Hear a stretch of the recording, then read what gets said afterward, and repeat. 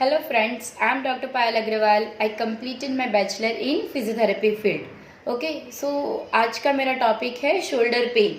Shoulder pain होता क्या है? कंधे में और कंधे के आजू बाजू अगर हमें दर्द महसूस हो मतलब शोल्डर पेन है। ठीक है, अब 4 तरह के कंधे के दर्द मैं बताऊंगी। पहला है रेडिएटिंग पेन, दूसरा है डिसलोकेशन, तीसरा है रोटेटर कफ इंजरी और चौथा है फ्रोजन शोल्डर। ठीक है, तो आज की वीडियो में मैं सिर्फ रेडिएटिंग पेन बताऊंगी और जो बाकी के 3 हैं डिसलोकेशन, रोटेटर कफ इंजरी और फ्रोजन शोल्डर वो मैं मेरी नेक्स्ट वीडियो में कवर अप करूंगी। ठीक है, सो अब रेडिएटिंग पेन होता क्या है? रेडिएटिंग पेन मतलब कंधे से और कंधे के नीचे की और उंगलियों तक दर्द महसूस होना या फिर खालीपन और झुनझुनी चढ़ना। ठीक है, अब उसे हम पहचानेंगे किस तरह से?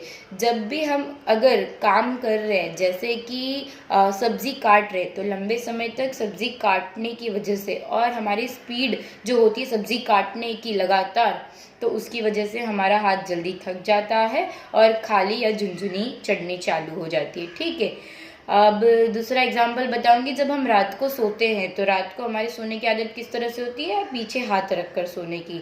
ठीक है, हाँ, गर्दन के पीछे जब हम हाथ रखकर सो जाते हैं तो हमारे हाथ में खालीपन या फिर झुनझुनी चढ़ना स्टार्ट हो जाती है, तो वो हम बोल सकते हैं कि रेडिएटिंग पेन की वजह से हो सकता है। ठीक है, अब हम तीसरा कहेंगे। तीसरा एग्जाम्पल है जब हम घर में सफाई कर रहे तो हमारी फटकारते हैं हम लोग। ठीक है, अब कंटिन्यूस लगातार फटकारने की वजह से लंबे समय तक जैसे 2 से 5 मिनट से ज़्यादा हमने काम किया वो, तो ठीक है हमारा हाथ जल्दी थक जाएगा और झुनझुनी या फिर खालीपन चढ़ने चालू हो जाएगी। ठीक है, तो हम बोल सकते हैं कि वो रेडिएटिंग पेन की वजह से है। ठीक है, अगर ब्लड सर्कुलेशन या फिर ऑक्सीजन हमारे हाथ में कंधे से सही से नहीं पहुंच रहा तो उसकी वजह से भी हो सकता है। तो हम उसे अब चेक किस तरह से करेंगे कि वो रेडिएटिंग पेन है या फिर ऑक्सीजन सही से नहीं पहुंच रहा उसकी वजह से?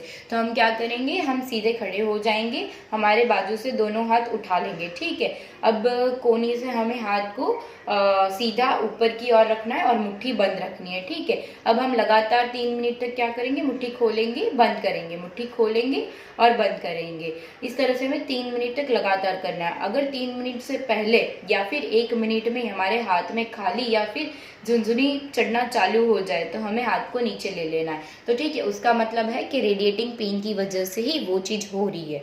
अब उसका सॉल्यूशन क्या है? अब उसे हम कम कैसे किस तरह से कर सकते हैं घर बैठे?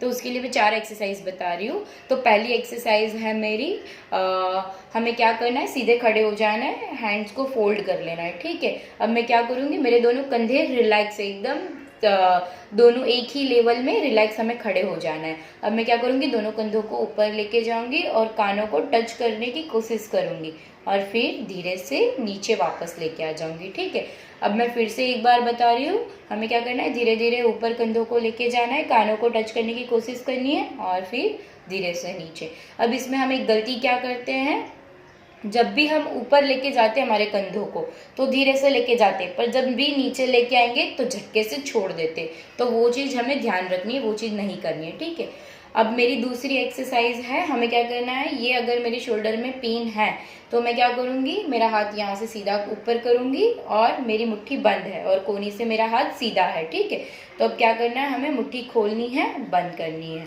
मुट्ठी खोलेंगे और ज़ोर से बंद करेंगे। ठीक है, इसे हमें किस तरह से 10 बार करना है। ठीक है, हमें ऊपर सीधा हाथ लेके जाना है, कोहनी से हाथ सीधा रखेंगे और मुट्ठी बंद है उसे हम खोलेंगे और जोर से बंद करेंगे, खोलेंगे और जोर से बंद करेंगे। ये हो गई मेरी दूसरी एक्सरसाइज। ठीक है, अब मेरी थर्ड एक्सरसाइज है, उसके अंदर और 3 एक्सरसाइज। हमें क्या करना है, हाथों को एकदम नॉर्मल हमें सीधे रखना है, कंधे से हम रिलैक्स रहेंगे, कमर से हम सीधे रहेंगे। ठीक है, अब हमें सामने की ओर देखना है और स्ट्रेट खड़े हो जाना है।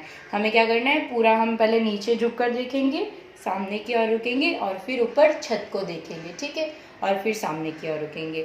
अब दूसरी एक्सरसाइज है मेरी, हमें बाजू की ओर देखना है, फिर सामने की ओर देखेंगे, फिर हमें दूसरी बाजू की ओर देखना है और सामने रुकेंगे। ठीक है, ये अब हो गई दूसरी एक्सरसाइज। अब तीसरी एक्सरसाइज कौन सी है, हमें कानों को टच करना है, फिर हमें सीधे देखना है और फिर से हमें दूसरी ओर कानों को टच करना है, कंधों को, ठीक है। अब इसमें हम गलती क्या करते हैं, जब हम कानों को टच करते हैं तो हमें कंधा ऊपर नहीं करना है, हमें वो रिलैक्स ही रखना है और सिर्फ कोशिश करनी है और हमें सामने की ओर देखना है। ये 3 एक्सरसाइज हो गई, ठीक है। जो मैंने 3 एक्सरसाइज बताई, पहली कौन सी थी हमारी, हैंड्स फोल्ड करेंगे, कंधों को टच करने की कोशिश करेंगे और हमें धीरे धीरे नीचे लेके आना है।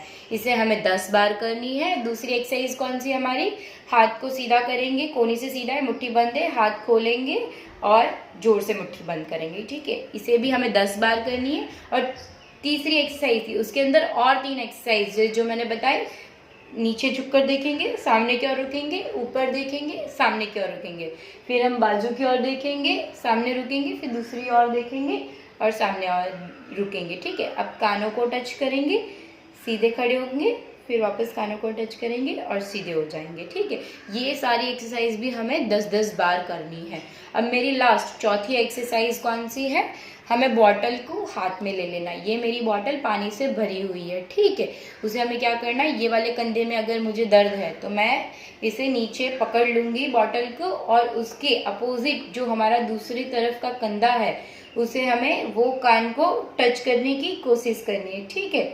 हमें इस तरफ खिंचाव महसूस होगा, जिस तरफ हमने बॉटल पकड़ रखी है, और वो शायद पूरे उंगलियों तक भी खिंच सकता है, पर यहाँ पर मेन गर्दन की बाजू की ओर हमें खिंचाव महसूस होगा। अब हमें इसे 10 सेकंड तक रखना है, हमें 10 सेकंड तक काउंट करेंगे, 1 2 3 4 5 6 7 8 9 10, ठीक है। अब हमें सीधे हो जाना है। अब हमें इसे 5 बार करना है।